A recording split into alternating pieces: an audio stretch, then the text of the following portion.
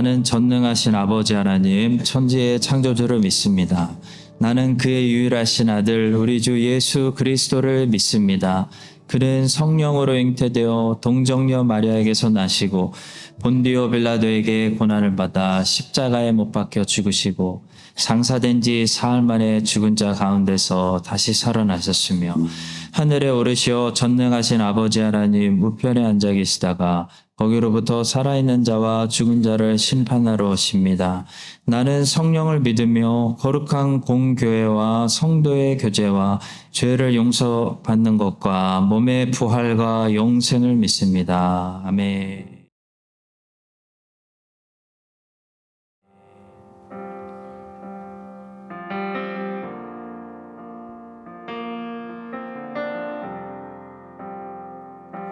우리 함께 고백하며 나아가기 원합니다. 오늘 이곳에 계신 성령님, 오늘 이곳에 계신 성령님, 우리에게 말씀하시고 우리 가르치소서. 같이 우리 맘 열어주시고 주의 빛으로 밝혀 우리 인도하소서. 다시 한번 오늘 이곳에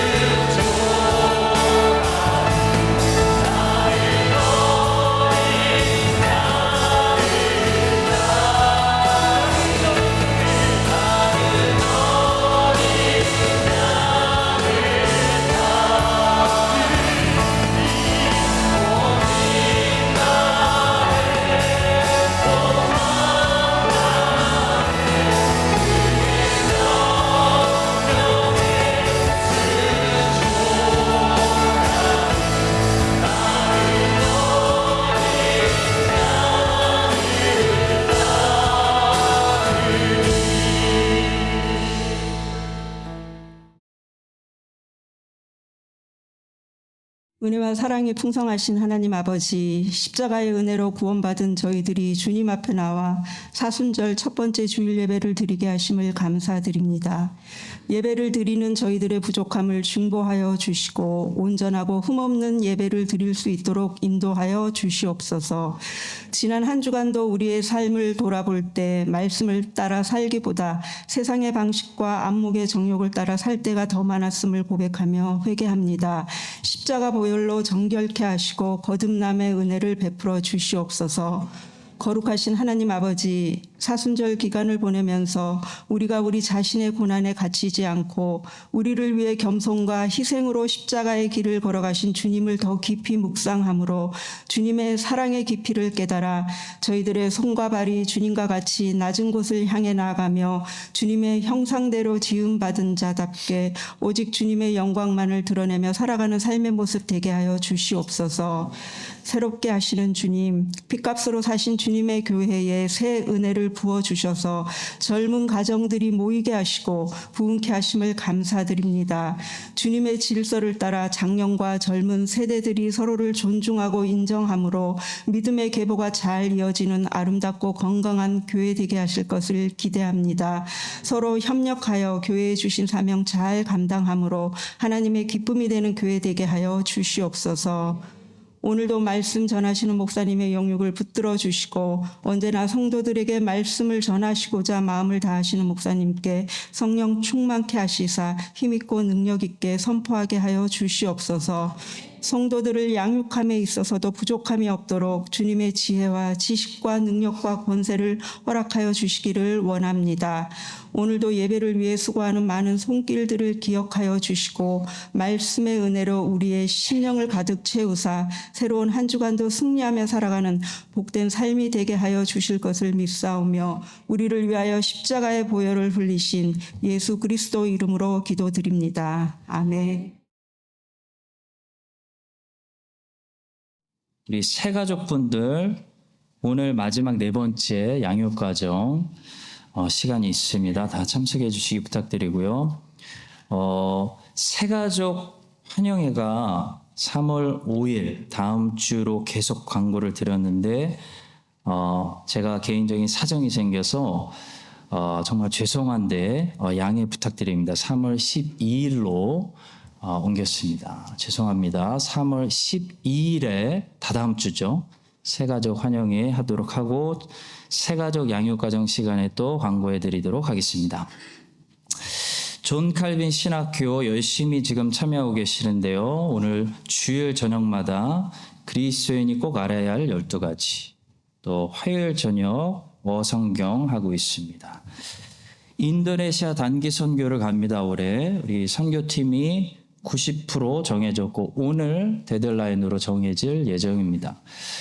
선교팀만의 선교가 아니고요. 우리 교회 모든 성도님들이 함께 기도로 또 함께 사랑으로 관심으로 참여해 주셔야 하겠습니다. 우리 선교 바자회에 먼저 3월 18일 토요일 꼭 기억해 주시고요. 바자회에 함께 허브별로 또 참여해 주시기 부탁드리고요. 바자회 때 필요한 사용 가능한 물품들 지금 주고 계십니다. 많이 또 사무실에 또 연락해 주셔서 물품 도네이션 해 주시기를 부탁드리겠습니다. 트레킹 3월달 트레킹 이번 주 토요일 코스 확인해 주시고 우천시에는 취소합니다. 올해 도서관을 다시 새롭게 재정비하고 있습니다. 성도님들 읽으실 수 있는 좋은 책들도 좀 주문했습니다. 앞으로 계속 주문하고 광고할 예정입니다. 근데 이 도서관 운영을 위해 필요한 컴퓨터가 필요한데 혹시 집에 안 쓰시는 컴퓨터 있으시면 도네이션 받습니다. 사무실에 문의해 주시기 부탁드리겠습니다. 우리 교우수씨 김은진 집사님 아버지 김종태 안수 집사님께서 2월 19일에 갑자기 소천하셔서 온 가족이 한국에 가셨습니다. 또 강영란 권사님 어머니 김보영 권사님 소천하셔서 강 권사님도 지금 한국에 가셨습니다. 우리 기억해 주시고 기도해 주시기를 부탁드리겠습니다.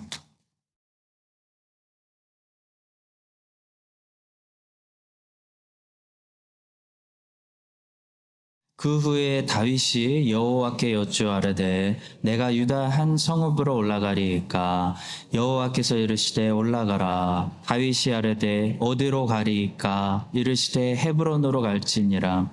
다윗이 그의 두 아내 이스라엘 여인 아히노암과 갈멜 사람 나발의 아내였던 아비가일을 데리고 그리로 올라갈 때에 또 자기와 함께한 추종자들과 그들의 가족들을 다윗이 다 데리고 올라가서 헤브론 갓 성읍에 살게 하니라. 유다 사람들이 와서 거기서 다윗에게 기름을 부어 유다 족속의 왕으로 삼았더라. 어떤 사람이 다윗에게 말하여 이르되 사울을 장사한 사람은 길르앗 야베스 사람들이니이다 하매.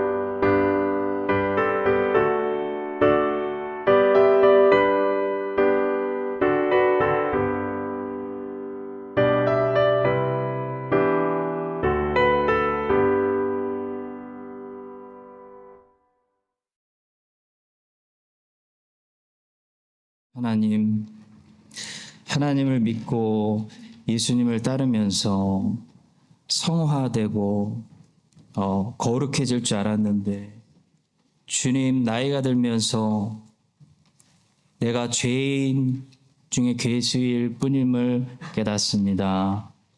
주님, 그래서 내가 크리스찬인가 의심하기도 하고 질문도 해봅니다. 하나님, 나를 바라보면 아무 소망이 없습니다. 오직 예수 그리스도께 입맞추고 예수 그리스도를 사랑하며 예수의 이름을 위해서 우리를 불태우는 하나님 택하신 사랑하시는 자녀들 다 되게 하여 주시옵소서. 세상에 아파하는 사람들이 너무나 많고 문제가 너무나 많습니다. 주님, 다시 오실 주님을 과연 우리가 준비하고 있는지, 우리의 병에는 기름이 있는지 하나님 돌아보게 하여 주시고, 주님 영광 중에 오실 때 우리가 부끄러움 당하지 않도록 하나님 이 나그네로서 짧은 인생길에서 주의 영광을 위해 살 수 있도록 인도하여 주시옵소서. 저희들의 육체, 시간, 예물 다 모아서 드릴 수 있는 최선을 주의 백성들이 드립니다. 하나님 받아주시고 사용하여 주실 때마다 예수의 이름이 찬양받고 이 뉴질랜드와 우리 자녀들 세대 예수 이름이 떠나지 않고 기억되게 하여 주시옵소서. 감사하며 예수님의 이름으로 기도합니다. 아멘.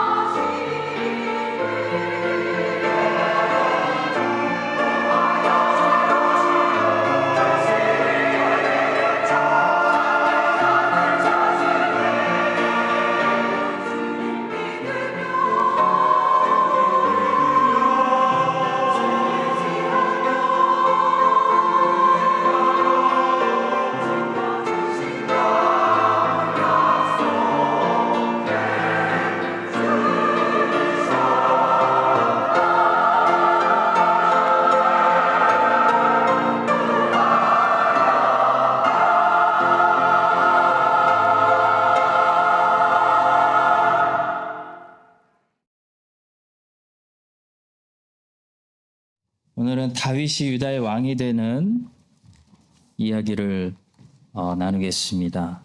마태복음 13장에 보시면 예수님께서 천국에 대해서 많은 비유를 말씀하시는데요.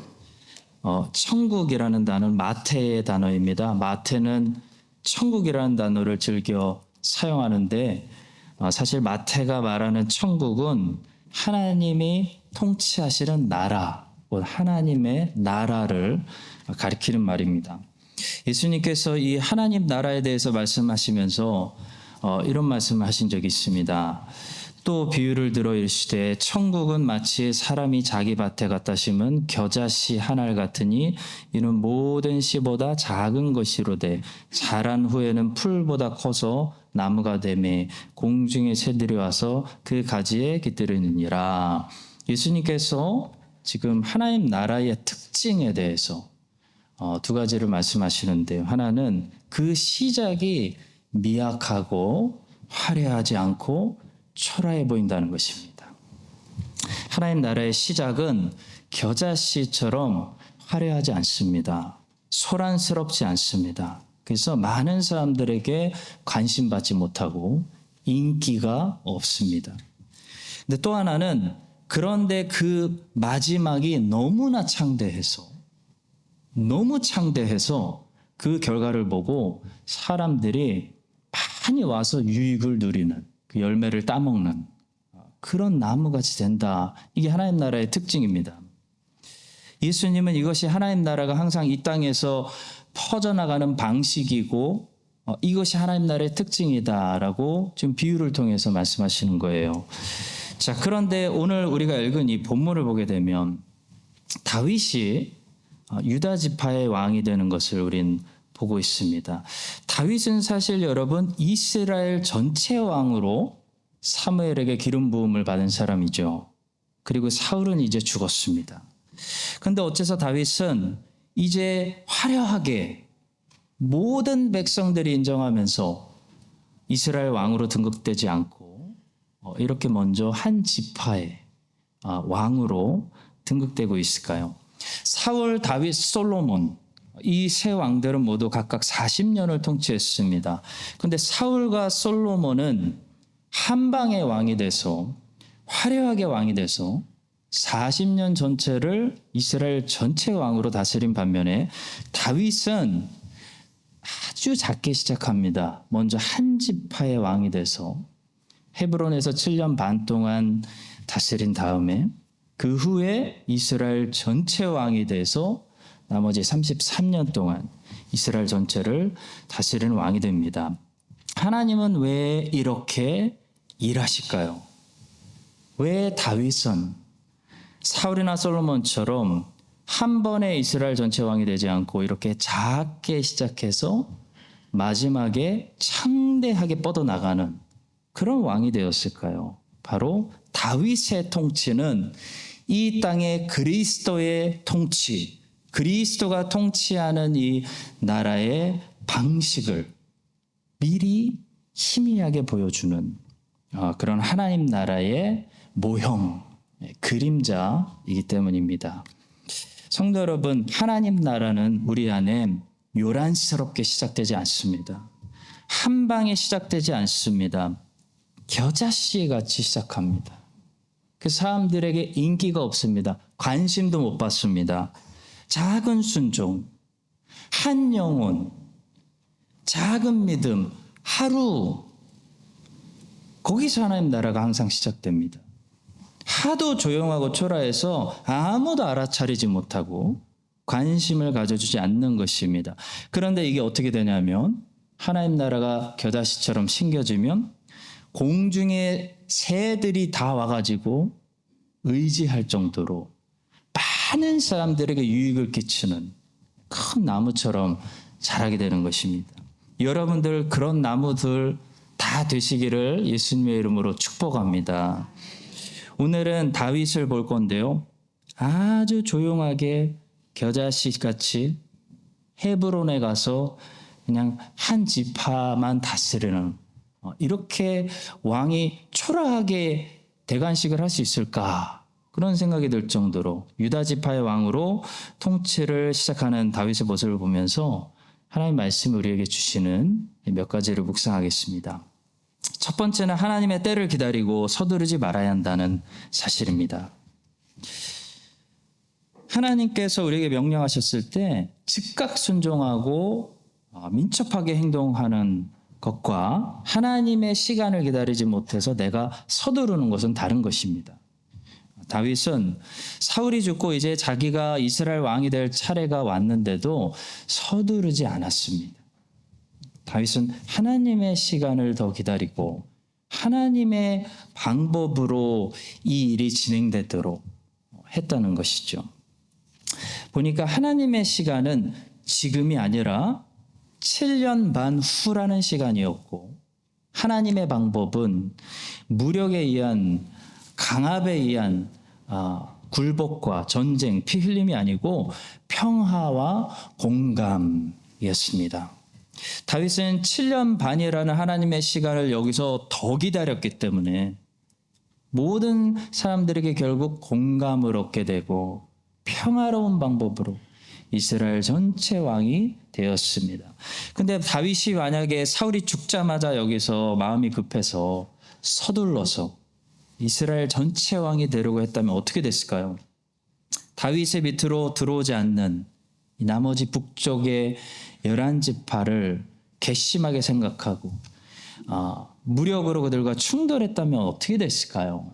이스라엘 사람들은 아마도 야, 사울보다 더 지독한 놈이 나왔다 라는 소리를 했을지도 모르겠습니다. 하나님보다 서두르면 우리는 항상 일을 망치게 됩니다. 나중에 수습해야 할 일들만 더 많아지죠. 하나님의 방법은 여러분 한마디로 정리하면 한 영혼이라도 살리는 방법입니다. 그렇기 때문에 지금 이해가 가지 않고 답답해도 우리가 하나님의 시간을 기다려 하나님의 방법대로 일이 진행되게 해야 되는 것입니다. 그래야 한 영혼이라도 덜 상처받고 한 영혼이라도 더 살려낼 수가 있는 것입니다. 이 일을 빨리 처리하고 싶으면 내 방식대로 하면 되는 것이고요. 한 영혼이라도 살리고 싶으면 하나님의 방법대로 해야 됩니다.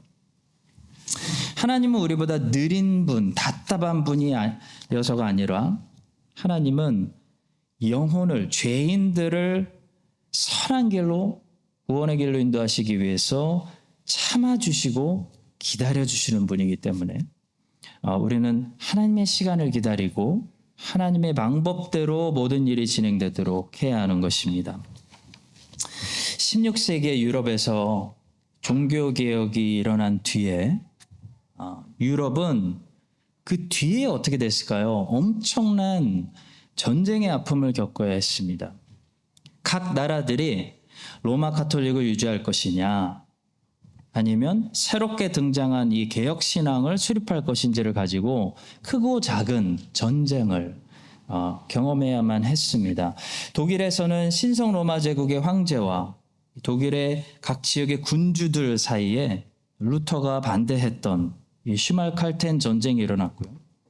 프랑스에서는 위구노 전쟁이 일어났고 스코틀랜드에서는 감독들의 전쟁, 영국에서는 세 차례에 걸쳐서 청교도 전쟁이라고 부르는 시민 전쟁이 일어났습니다. 네덜란드는 무려 80년에 걸친 독립전쟁인데 이게 사실 종교전쟁입니다. 프로테스탄트와 로마 카톨릭의 독립전쟁을 경험했고요. 나중에는 유럽 전체가 보헤미안, 덴마크, 스웨덴이 가입하면서 로마 카톨릭주의와 개혁주의로 갈려서 30년 전쟁을 치렀습니다. 16세기와 17세기 유럽의 역사는 로마 카톨릭과 프로테스탄트들 간의 피 흘리는 전쟁 역사입니다. 자, 물론 그 과정 속에서 진리를 지키려고 하고 진리를 바로 전하려고 하고 교회를 개혁시키려고 했던 이런 청교도들의 그 순교, 희생 정신은 오늘날 개신교를 이 땅에 세운 그런 밑거름이 되었다는 것은 우리가 잘 알고 있습니다. 그러나 저는 역사를 공부하면서 또 다른 사실을 발견하게 되었습니다. 역사가 이런 사실도 우리에게 말하고 있구나 하는 것을 깨닫게 되었습니다. 바로 전쟁이 진리를 지키는 최선의 방법이었는가라는 것입니다. 진리를 보수하기 위해서, 교회를 개혁하기 위해서 과연 전쟁 이외에는 유럽인들에게 방법이 없었는가라는 질문을 던지지 않을 수가 없습니다. 왜냐하면 로마 카톨릭과 같이 칼을 맞대고 칼로 싸운 이 결과가 후손들에게 무엇을 가져다 주었는지 생각해 봐야 되는데요. 로마 카톨릭과 칼로 싸운 결과는 그 긴 전쟁이 지긋지긋해진 피로감을 느낀 후손들이 오히려 진리 전쟁에 이제 피로를 느껴서 진리 전쟁을 그만 싸우게 만들고 평화 유지에 더 가치를 느끼게 만들었다는 것이에요. 종교개혁 1세대들과 2세대들은 진리의 목숨 걸었습니다. 1000년 동안 묻어두었던 이 속았던 진리를 되찾았기 때문에 진리의 목숨 걸고 생명 바치면서 전쟁까지 했는데요. 그 전쟁이 지긋지긋해진 후손들이 그렇게 질문하기 시작했다는 거예요. 교리? 그게 그렇게 중요한 건가?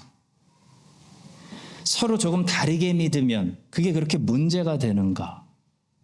로마 가톨릭의 예배 형식이 좀 화려하면 어떻고, 성공회가 공동 기도문을 좀 사용하면 어떻고, 교회 정치가 국가가 좀 간섭하면 어떻고, 그게 그렇게 목숨 바쳐 우리가 싸울 정도로 중요한 일인가? 이런 질문을 하기 시작했다는 거예요.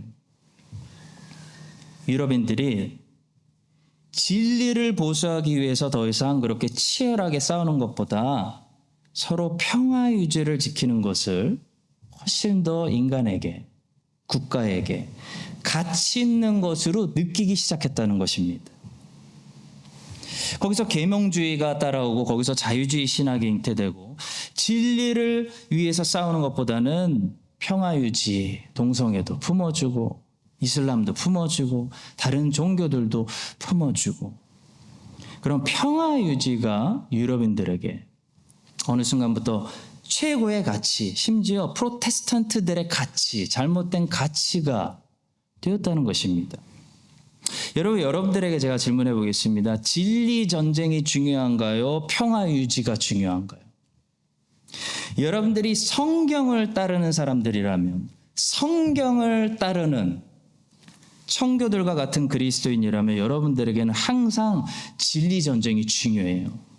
진리가 중요해요. 진리를 벗어나는 것은 마귀의 역사이고 거긴 진정한 평화도 없고 안식도 없다는 걸 알기 때문입니다.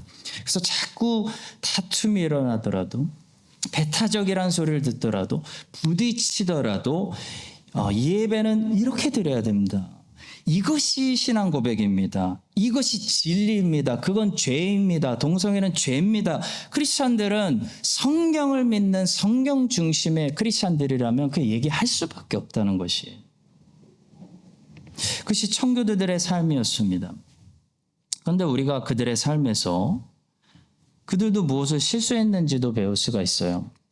여러분, 청교도라고 다 같은 청교도가 아니에요. 청교도 안에도 장로파, 회중파, 급진파, 많은 파들이 있습니다. 근데 많은 청교도들이 어떻게 됐냐면 정치에 빠지기도 했고, 외적인 종교의 자유를 위해서, 그러니까 국가적인 종교개혁을 위해서 무엇을 했냐면 같이 칼을 들고 싸웠다는 것이에요. 그것은 예수 그리스도의 방법이 아니라는 것이에요.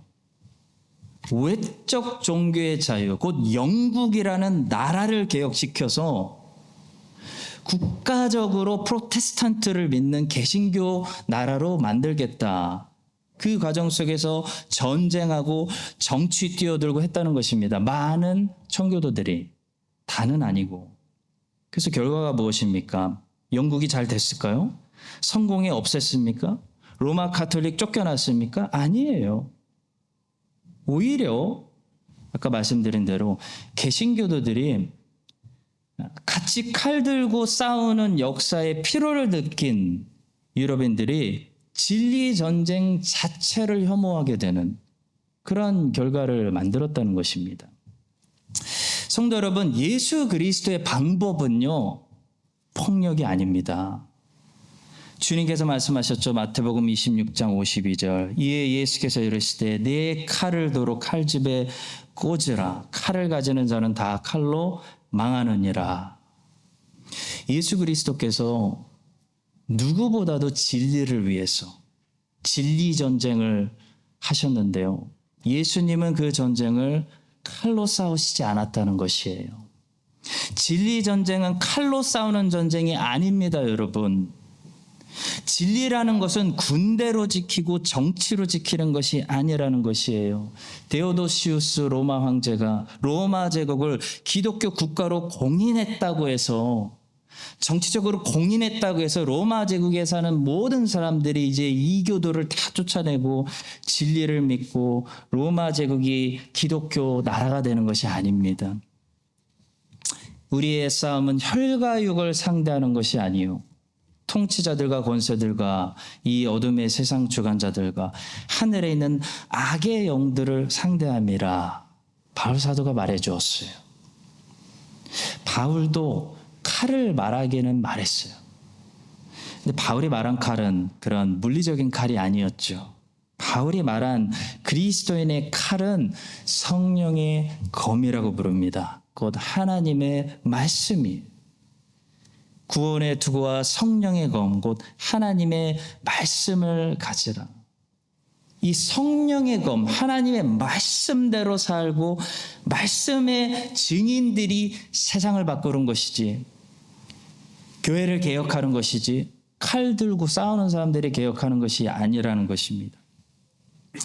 17세기 이런 로마 가톨릭과 개신교 사이에 전쟁들이 있었을 때 참 다행히도 칼로 싸우지 않고 주님을 따라 바울처럼 성령의 검으로 싸우는 사람들이 많이 있었습니다. 프랑스에서는 이렇게 몰래 개신교를 믿었던 사람들을 위그노라고 불렀는데요. 프랑스에서 일어난 이 종교전쟁, 위그노 전쟁은 사실 전쟁이라기보다는 로마 가톨릭이 개신교인들을 일방적으로 학살에 가까웠습니다. 위그노들은 숫자가 너무나 열세였습니다.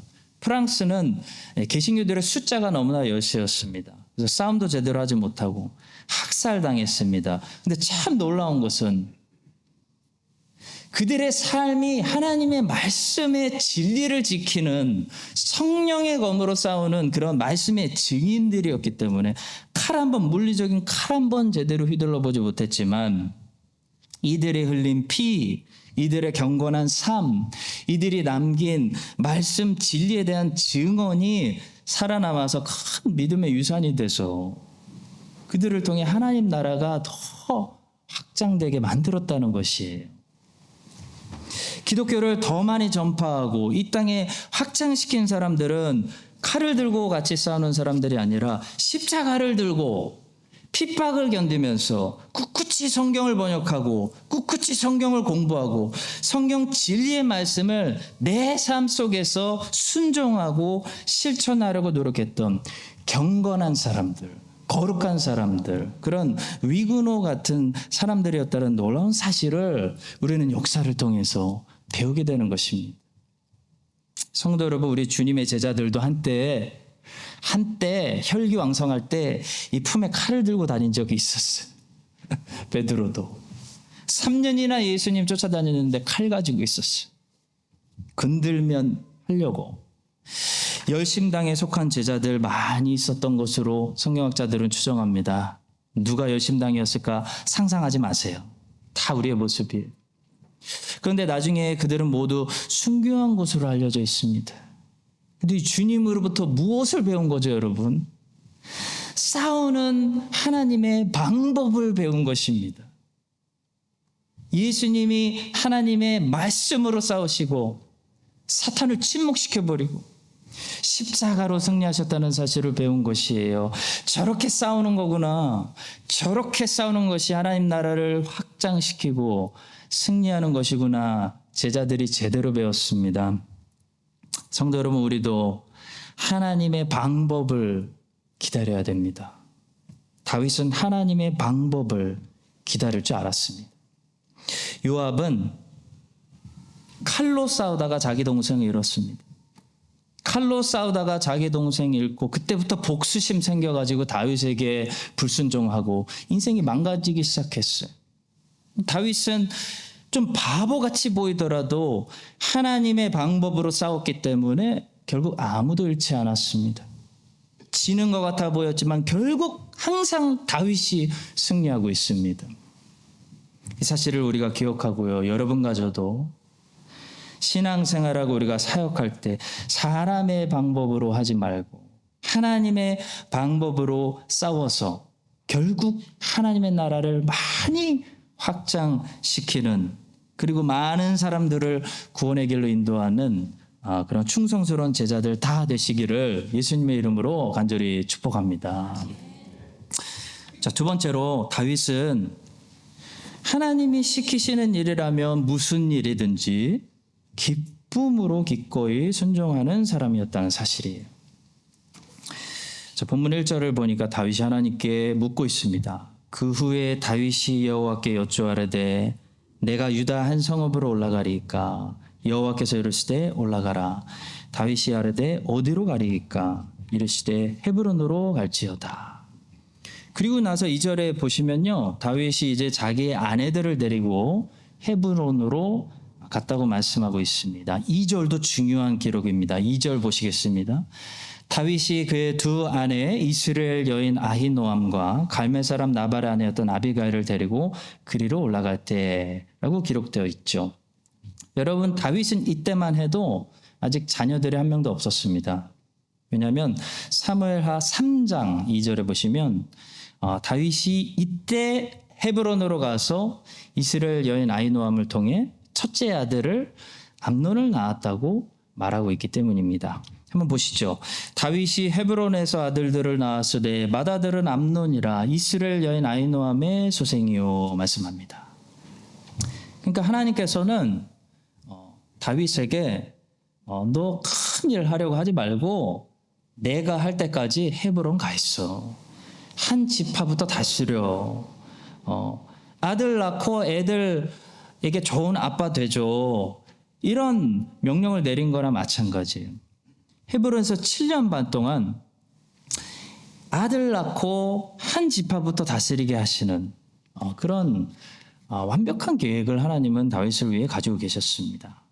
성도 여러분, 하나님은 우리를 실수하면서 인도하시는 분이 아니십니다. 하나님은 우리를 향해 완벽한 계획을 가지고 있습니다. 완벽한 계획이란 이것이 하나하나가 척척 들어맞는 완전히 교통정리가 되는 계획을 가지고 있으시다는 거예요. 우리가 언제 첫째를 낳고 언제 둘째를 낳고 정확한 타이밍에 언제 이민을 오고 어떤 직장을 갖고 완벽히 척척 들어맞는 계획을 가지고 있다는 거예요. 그런 계획이 다윗에게 이루어지고 있는 것을 보게 됩니다. 자, 그렇기 때문에 하나님을 신뢰하는 사람은 어떻게 할까요? 하나님이 어디로 가라고 명하셔도 무엇을 시키셔도 하나님을 신뢰하기 때문에 그것이 지금 나에게 최선의 길이라는 것을 알기 때문에 어떻게 합니까? 기쁨으로 순종하는 거예요. 기쁨으로 순종. 너 가서 애 낳아. 네, 열심히 낳겠습니다. 기쁨으로 순종하는 거예요. 이게 최선이구나. 1절에 나와 있는 다윗의 기도를 보십시오. 굉장히 구체적이죠. 그리고 하나님께 구체적으로 응답받고 있습니다. 다윗이 구체적으로 응답받을 수밖에 없는 이유는 다윗의 기도가 이미 하나님의 뜻을 구하는 기도였기 때문에 그렇습니다. 자, 다윗은 헤브론으로 가라고 했을 때 이런 불평을 하거나 의심하지 않았습니다. 하나님 왜 남쪽으로 내려가라고 하십니까? 사울이 죽었는데 저 베냐민 지파가 꿍꿍이 하기 전에 북쪽으로 올라가서 북쪽에 있는 지파들을 꽉 잡아야죠. 기선제압을 해야죠. 라고 생각하지 않았다는 거예요. 헤브론으로 내려가 있어. 네, 알겠습니다. 하나님 뜻대로 하겠습니다. 가서 주의 종은 대비하고 있겠습니다. 준비하고 있겠습니다. 하나님이 하라고 하는 것은 하고 있겠습니다. 이게 다윗이었다는 거예요. 하나님이 시키시는 모든 일을 왜냐고 그 이유를 묻지 않고 여러분 기쁨으로 순종하실 줄로 믿습니다. 예, 알겠습니다. 주님, 우리 따라해 볼까요? 예, 알겠습니다. 주님. 아멘. 이 전도서에 보니까요, 모든 것이 결국 헛되다라고 가르쳐주는 전도서가 가장 최고, 이게 최고다. This is the best 라고 말하는 게 한 가지 있더라고요. 모든 것이 의미 없어 막 허무주의를 얘기하는 것 같은 헛되다고 가르쳐준 전도자가 가장 최고라고 여기는 것이 무엇이었을까요? 그것은 그냥 하나님의 뜻대로 선한 일을 많이 하는 것이 아니었습니다. 당연히 하나님의 뜻대로 선한 일을 많이 하되 기뻐하며 그 일을 하는 것이라고 말했습니다. 전도서 3장 12절 말씀입니다.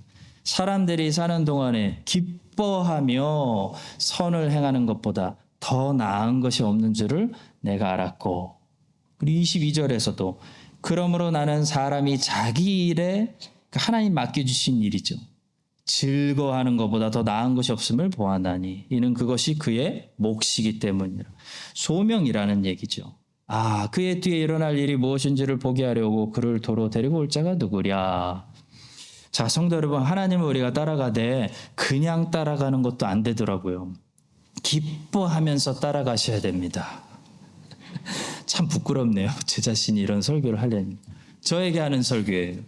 이스라엘이 광야에서 여러분 40년 동안 하나님 안 따라간 게 아니에요. 하나님 따라가기는 따라갔어요. 근데 기뻐하면서 따라간 것이 아니라 원망하면서, 불평하면서, 괴로워하면서, 투덜대면서, 이집트 그때가 좋았지. 그러면서 따라갔어. 그것은 최선이 아니라는 것이. 그냥 순종은 최선이 아닙니다. 이건 솔로몬의 말이라기보다는 성령의 감동으로 기록된 성령의 음성인 거죠. 인생 중에 최고는 뭐냐면 하나님이 무엇을 시키시든지 어디로 보내시든지, 예루살렘으로 보내셔서 막 큰 일을 맡기시든지, 헤브론으로 보내셔서 네 아내 좀 사랑해줘라고 하시든지, 12지파를 맡기시든지 한 지파부터 잘 돌봐 이놈아라고 말씀하시든지, 하나님이 무엇을 맡기시든지 기뻐하면서 하나님께 순종하는, 즐거움으로 순종하는 것이 최선이라는 것이에요. 그것이 다윗의 삶이었어요. 다윗은 무엇을 맡겨도 불평하지 않고 즐거움으로 순종하고 있습니다. 아마 너 왕하지 말고 문지기 해 그러면 아마 이스라엘에서 제일 유명한 행복한 성전 문지기로 살았을 거예요. 왜냐하면 하나님이 최선으로 인도하신다는 사실을 다윗은 믿었기 때문입니다. 여러분과 저도 다윗처럼 이런 신앙을 가지고 어렵게 순종하는 것이 아니고 매일 기쁨으로 무엇을 맡기시든지 즐거워하면서 하나님의 뜻을 따라가는 모두가 될 수 있기를 주님의 이름으로 간절히 축복합니다. 마지막 세 번째로 3절이 중요하더라고요. 3절에 보시면 다윗이 어려웠을 때 다윗과 함께 했던 추종자들이 이 다윗과 함께 평안히 살게 되었다라는 그런 눈물겨운 결론을 우리에게 보여줍니다. 3절의 말씀입니다. 또 자기와 함께한 추종자들과 그들의 가족들을 다윗이 다 데리고 올라가서 헤브론 각 성읍에 살게 하니라. 이제 두 다리 쭉 뻗고 살 수 있게 된 겁니다. 오늘 인트로에서 제가 말씀드린 것처럼 오늘 본문은 다윗의 나라가 한 방에 세워지는 것이 아니고요, 점진적으로 세워지고 있다는 사실을 보여주는, 강조하는 그런 본문입니다. 그래서 처음에 헤브론에서 7년 반, 그리고 나중에 예루살렘에서 12지파의 왕으로 33년 다윗은 통치하게 되는 거죠. 마찬가지로 성도 여러분, 그리스도의 나라도 한 방에 완성되는 것이 아니고 이렇게 점진적으로 세워집니다. 우리 주님께서 2000년 전에 이 땅에 오셨을 때 하나님 나라를 끌고 온 거예요. 이 땅에 하나님 나라가 임했다라고 선포하시면서 세례 요한이 증거하고, 하나님 나라가 가까웠으니 회개하라 하시면서 하나님 나라를 끌고 왔는데, 이 나라를 한 방에 끌고 온 것이 아니에요. 완성된 나라로 끌고 오신 것이 아닙니다. 아주 작게 우리 주님 12제자 120명 이렇게 끌고 오셨어요. 처음에는 믿는 자들, 교회를 통해서만 왕으로 인정받으시는 그리스도께서 최후에는 모든 입술이 그를 시인할 거라고 얘기해요. 모든 입술이 그를 시인하고 모든 눈이 그를 찌른 사람들, 그를 욕하던 사람들마저도 예수 그리스도가 영광의 주님이고 왕이라는 사실을 인정하게 되는, 온 세상의 왕으로 인정받으시는 그런 날이 다가오고 있다고 성경은 우리에게 얘기해요. 근데 아직 완성되지 않았어요. 그래서 지금 우리가 살고 있는 때는 언제예요? 지금 우리는 아직 모든 사람들이 우리 주님을 왕으로 인정하지 않고 있는 것을 보고 있습니다. 마치 다윗이 아직 모든 이스라엘 사람들에게 왕으로 인정받지 못했어요. 아직 베냐민 지파 사람들은 다윗을 인정하기 싫어해요. 아직 헤브론에서 유다 지파의 다윗의 추종자들로부터만 왕으로 인정받고 있는 것과 그리스도의 나라가 지금 비슷한 실정이에요. 근데 중요한 것은 이것이죠. 지금 주님을 왕으로 인정하고 주님이 어려울 때 주님을 함께 따랐던 자들은 주님이 더 큰 영광으로 받으실수록 주님을 따랐던 이 사람들도 함께 영광스러운 보좌에 앉게 되는 그런 사람들로 기억된다는 것입니다. 마치 다윗의 측근들이 아둘람굴에서부터 다윗의 편에 서서 다윗을 따랐더니 이제 헤브론으로 가족들과 함께 평안히 자기들의 집으로 찾아 들어가고 있는 것과 같은 것입니다. 그리고 이들은 이제 7년 반 후에는 영광의 성 예루살렘에 함께 들어갈 사람들인 것이에요. 사랑하는 성도 여러분, 성경이 이 사실을 우리에게 지금 약속하고 있습니다. 디모데후서 2장 12절, 참으면 또한 함께 왕노릇할 것이요 우리가 주를 지금 부인하면 주도 우리를 부인하실 것이다 말씀하는 거예요. 아둘람굴에서 다윗과 함께 충성스러웠던 부하가 영광의 예루살렘 성으로 들어갈 수 있는 것처럼 지금 골고다에서 함께 십자가를 지고 우리 주님의 길을 걸어간 제자들만이 나중에 영광의 나라에도 함께 들어갈 수 있는 것입니다. 우리 주님께서 그래서 이런 말씀을 남기셨어요. 너희는 나의 모든 시험 중에 항상 나와 함께한 자들인즉 내 아버지께서 나라를 내게 맡기신 것 같이 나도 너희에게 맡겨 너희로 내 나라에 있어 내 상에서 먹고 마시며 또는 보좌에 앉아 이스라엘 12지파를 다스리게 하려 하노라. 여러분과 저도 다윗의 부하들처럼 우리 주님의 나라가 아직 완성되지 않은 바로 지금입니다. 지금 이때에 주님의 편에 서야 돼요.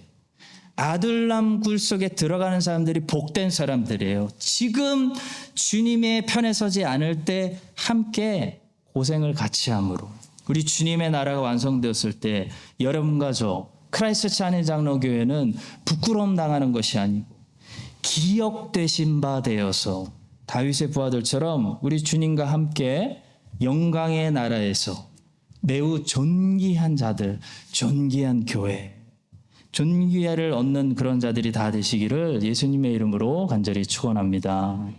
주님, 아직 온 나라가 다윗의 통치 아래 들어오지 않고 유다 지파만이 다윗의 통치 아래 들어온 것처럼 아직 주님의 나라가 이 땅에 완성되지 않고 오직 주께서 구속하신 교회들만이 주님의 통치 아래 있는 이때에 주님께 순종하게 하시고 주님과 어디든지 함께 가서 싸우게 하시고 주님의 나라가 완성되고 임할 때 이 땅에서 함께 일하고 함께 싸우고 생명 걸었던 주의 종들을 기억하여 주시옵소서. 예수 그리스도의 이름으로 기도합니다. 아멘.